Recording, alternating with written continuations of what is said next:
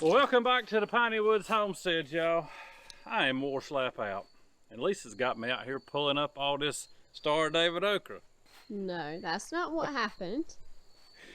No, it's the end of the day, y'all. We're both tired. We've been working. And this has got to be pulled up because we want it to look a little bit more presentable around here for the farm shop opening this coming Saturday. Well, and it's dead from the 2, 3, 4 nights of cold we got. It's dead. I should have brought the excavator over here to do this. Y'all, we're gonna pull this up and we'll show you our setup for chicken processing, chicken killing as we call it around here. Because we're not frou-frou like some folks out there, but chicken killing. Got that set up, we'll show that to you. Guys, thanks for stopping in at the Piney Woods Homestead. Hit that like and subscribe if you haven't. And if you have, as always, need new gloves. You need to throw those away. We appreciate you. Hold your hands up again. I don't even think they're serving a purpose at this point. Makes me feel better. Well, that was not fun. Those Star David Okra, they get as big as bamboo. I should have got the excavator to dig them up, and that's what I said I was going to do, but I won't waste diesel to dig them things up. So they're out of the ground. A couple I know I have to get a shovel and pluck up. They're so big. But I'm going to take you all over here and show you our chicken killing setup. All right, we have processed chickens or killed chickens, and I say killing chickens, y'all, because we grew up saying that. Killing a hog, killing chickens. Political correctness has turned it into different terminology, but it is what it is. You got to kill them, and then we butcher them the next day. We put them on ice for 24 hours. Because we do everything in individual cuts here for the farm shop. And we do that inside the farm shop. We turn it into a nice commercial setting in there to do all of our chicken cuts, grinding, all that. But right here we have our stainless steel table, if you want to call it that. All it is, y'all, is don't go out here and spend a bunch of money if you're wanting to process chickens. You want some stainless. Nice clean surface you can keep clean while you're working. This is a commercial piece out of a restaurant. It was underneath an ice maker and it works great. Got a drain in there. I actually put a couple of other holes, drilled some holes out. Helps keep the water out of it, because when you're cleaning chickens, there's ultimately going to be a mess or two that you need to spray down and hose off as you're going. We keep Clorox handy so we can keep our surface clean as we're gutting birds and all that. Eviscerating, as it's called. We scald everything inside of basically a trash can. Its purpose here is for scalding birds. And we'll get our water up to 150 degrees. And it usually takes about 25 seconds of sloshing that bird around to get it to where the feathers are ready to come off inside of the plucker.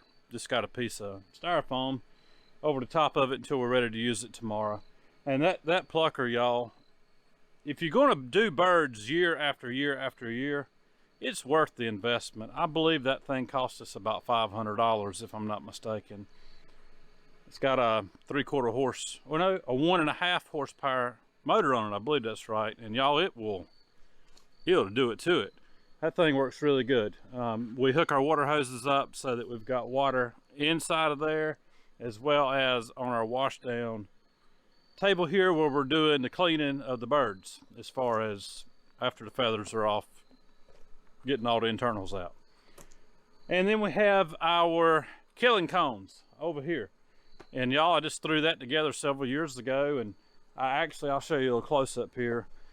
I actually took some roof flashing, the metal flashing, and took my little Harbor Freight rivet tool and just folded it all up into a cone, put my rivets in there to hold it in place. And then we found out through trial and error the first year we used it that we needed to put some heavy duct tape around it, just so you don't cut your hands while you're working on these things. Down here at the bottom where the head comes through too, Got 3 different size cones, and that's because sometimes we'll have some roosters get pretty large. And mainly we use this one on this side for a really large rooster, and this one over here, a smaller one, for the hens or a small rooster. But we've got some big roosters right now, and I'll take you over here and show you the birds real quick. So not every one of these birds is slated for processing and butchering, because we ended up having 2 flocks in here about a week and a half apart because we had had a bad delivery. Half of the birds were dead when we got them, but Freedom Ranger Hatchery was good. They sent us out a replacement the very next week or so.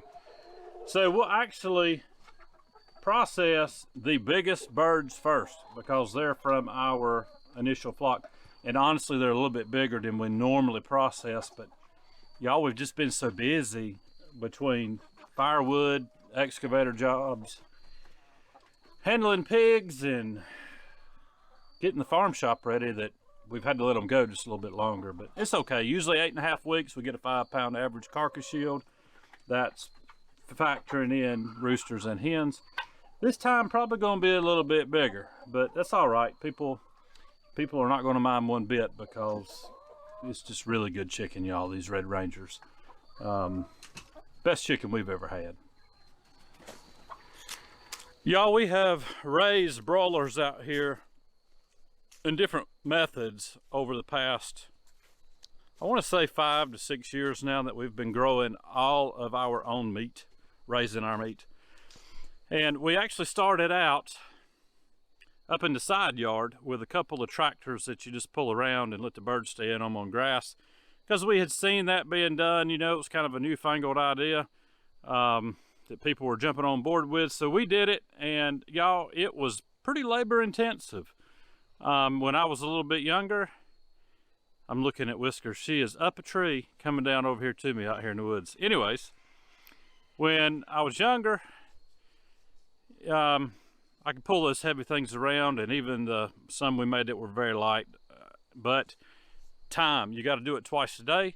If it's raining, we had some bad success, birds getting wet, getting cold and dying. And this year we finally built us a nice enough addition up here so that we can raise these birds in the dry. We can regulate the temperature with a fan if we need to. We're planning on putting some chicken house curtains up this winter so that we can start birds off sooner in the spring. That way we can shut curtains, keep them warmer if we need to, put a brooder lamp in there if we have to. So it's just more convenient for us. Plus we have found that the chickens grow out quicker when they are in that confinement, even though we are not packing them in there like you do in a chicken house. These birds, there's 50 in there right now, and you saw all the room that they have. Plenty of room. We put fresh bedding down every single day, just a light amount to keep soaking up what they're soiling. Keeps the birds cleaner, which makes for a cleaner processing day. So we've said on here plenty of times, we recommend that you raise your own meat chickens.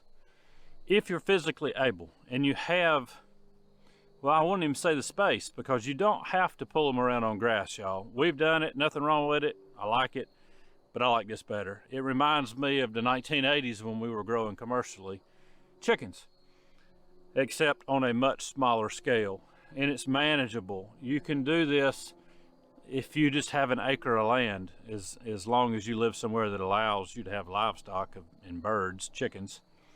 But you can do it in a small space like this and still have plenty of room for those chickens, and more than adequate room so that they're just not on top of each other. But y'all, they will huddle up at night, especially it's been dipping down into like 28, 27 degrees a couple of nights.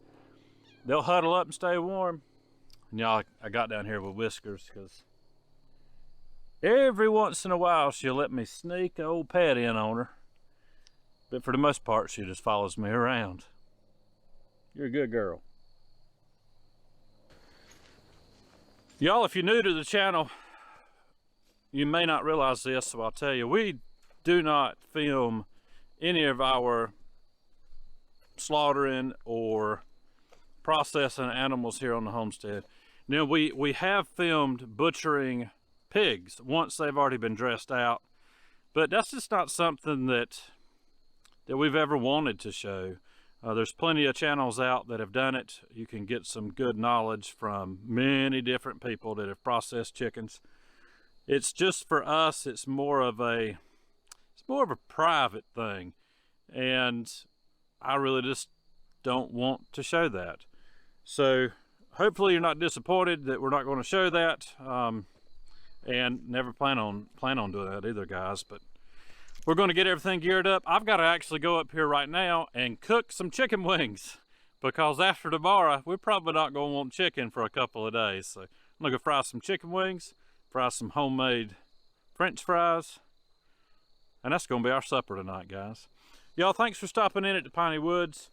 Once again, hit that like and subscribe if you hadn't. It really helps us out, y'all. And beard balm. If you got a beard or know somebody with one, Christmas is coming up. It's a good balm. I like it, and other folks seem to as well. And we've got t-shirts on the separate Teespring link that's in the description. You can pick up a t-shirt. Got some cool ones. Guys, y'all have a good one. We'll see you on the next one. Good Lord willing, and the creek don't rise too high.